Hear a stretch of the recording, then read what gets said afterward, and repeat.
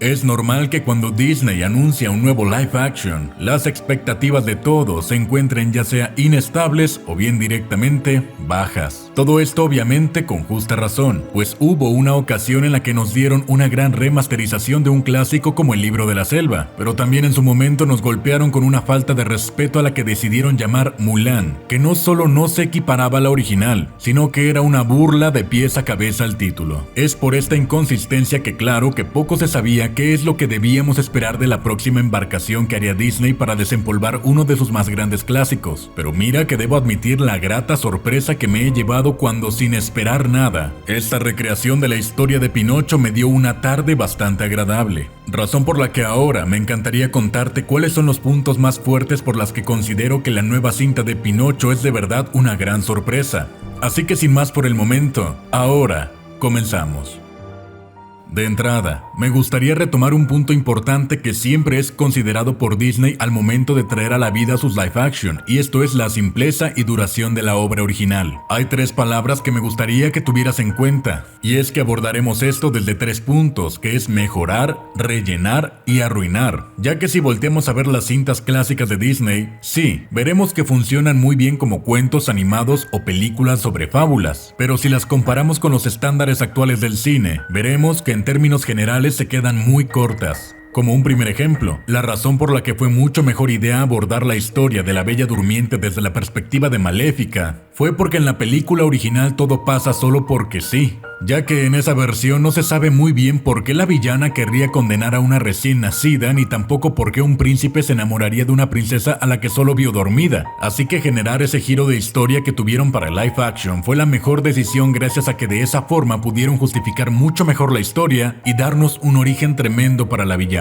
Todo lo que se hizo con Maléfica es a lo que en los remakes de live action llamaremos reparar, por lo que ahora veamos un rato qué pasó con Dumbo. La película original es bastante corta, por lo que claro que tendrían que buscar la forma para extenderla a la duración de un largometraje actual. Sin embargo, fueron incapaces de reparar y se dedicaron únicamente a rellenar. Todo el arco alrededor de los niños era algo que nadie quería ver en pantalla. Error aún más notable cuando estos niños sin carisma reemplazan a Timothy, reduciendo demasiado en esta película Dumbo, pasando de ser el protagonista junto con su ratón a ser la mascota de unos niños. Por lo que sí, yo entiendo como espectador que no podría solamente pasar a live action la película de Dumbo así porque sí, y menos aún siendo tan corta, pero eso no significa que cualquier cosa que vayas a poner para extender la duración y supuestamente profundizar vaya a ser aceptable. Por último, después de ver lo que es reparar y rellenar, nombraremos lo que pasó con Mulan con sencillamente arruinar. En lo que sea que trabajes, y no solo me refiero al arte, tienes que entender que jamás debes intentar arreglar algo que no está roto, y es que curiosamente, Mulan era una de las películas animadas de Disney que más fácilmente podrían haber sido adaptadas a live action, ya que desde su producto base era completamente funcional, pero imagina qué decisión tan tonta quitar a un personaje tan necesario como Mushu solo porque intentaron ganar terreno en la taquilla china, así como quitarle su humanidad a Mulan, quien objetivamente nunca fue una gran guerrera, pero sí era astuta y sabía aprovechar el entorno y era bastante buena evadiendo, quitando todo eso solo para darnos una Mary Sue que todo lo puede porque sí.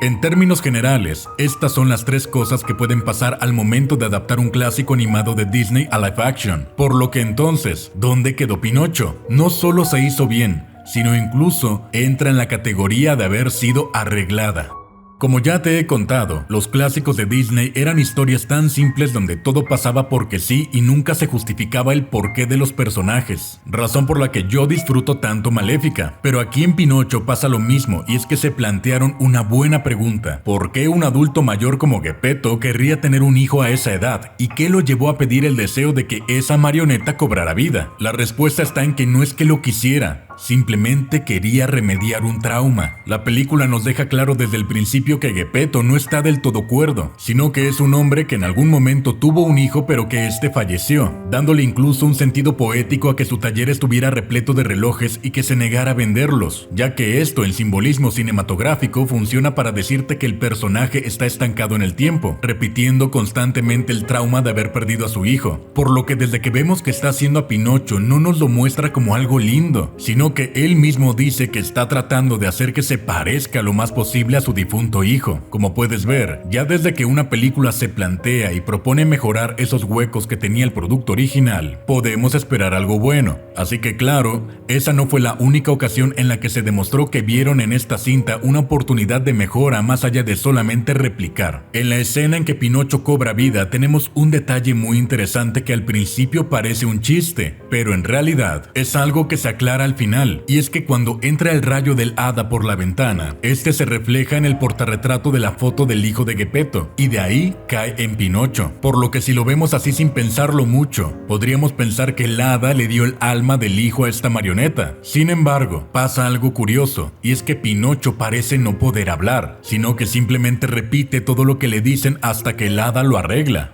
Pero ¿qué pasó ahí y por qué Pinocho solo repetía frases? Recuerda esa pregunta, pues te la responderé más adelante.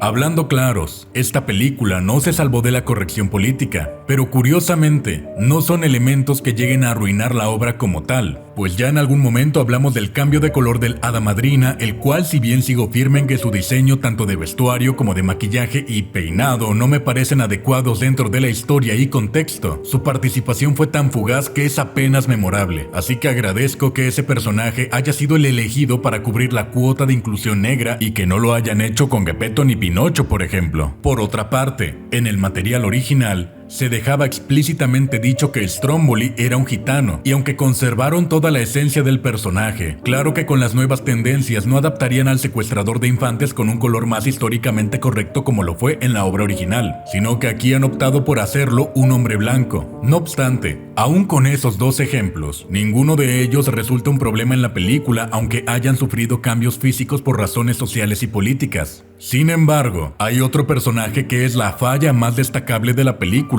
y que responde a otra agenda de inclusión, siendo esta la latina. Pese a que es un guiño históricamente correcto que un gitano tenga una niña secuestrada trabajando para él, el propósito de este personaje no queda claro y termina sintiéndose bastante fuera de lugar, ya que Fabiana, una chica evidentemente latina la cual maneja una marioneta que baila salsa en la Italia de los 1800, es algo que te saca de la línea de la película, por lo que sí, desde fuera podemos entender que este personaje no está más que para cumplir con la cuota de inclusión latina, pero a diferencia del hada negra y del Stromboli blanco que hasta cierto punto no te sacan de la inmersión, Fabiana sí está completamente de más, y en lo poco que llega a ayudar a Pinocho no es más de lo que Pepito Grillo bien pudo hacer, por lo que es un personaje que está de sobra.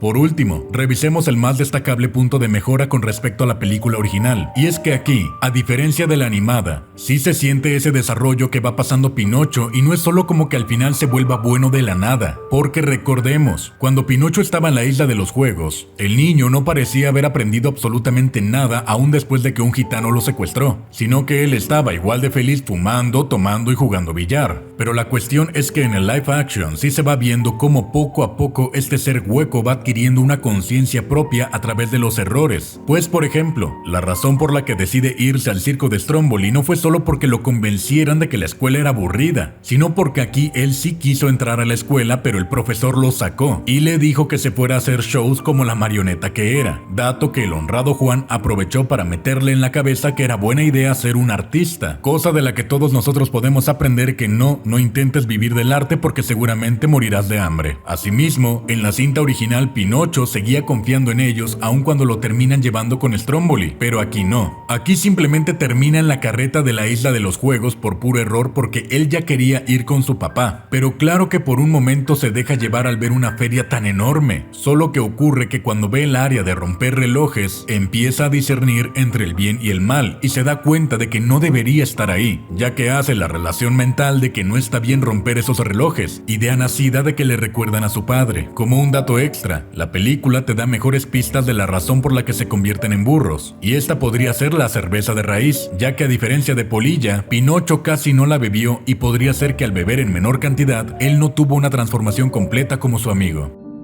Ahora para ir cerrando, ¿recuerdas que al principio del video te mencionaba que hay un pequeño detalle en el que Pinocho solo puede repetir frases cuando el rayo del hada le fue reflejado desde el vidrio de la foto del hijo de Geppetto? Que el hechizo haya sido reflejado desde este vidrio no fue casualidad, sino que sí. En un principio la película quiere que pienses que el hada acaba de traspasar el alma y personalidad del difunto, pero si Pinocho solo es capaz de repetir lo que escucha es porque no obtuvo la personalidad del niño, sino entre comillas la personalidad de un vidrio con la propiedad de reflejar. Y es por eso que el hada tiene que arreglarlo. ¿Pero qué significa esto? Al final de la película, Geppetto entiende que Pinocho no es su difunto hijo y la película da el mensaje de que no puedes reemplazar personas que ya no están, sino que muestra que lo mejor que puede hacer Geppetto es amar a Pinocho por ser Pinocho, y no porque este fuera el reemplazo de su hijo, aun si creó la marioneta pensando que sería él, razón por la que al final de la cinta este no se vuelve un niño de verdad, ya que precisamente ahora el mensaje es que está bien que no lo sea, no tiene que serlo para ser amado, pudiendo ser incluso una alegoría a hijos con alguna discapacidad o diferencia, mostrando que no tienen que ser perfectos para recibir el cariño de sus padres, siendo la cereza del pastel para que esta reinvención del clásico no solo sea equiparable,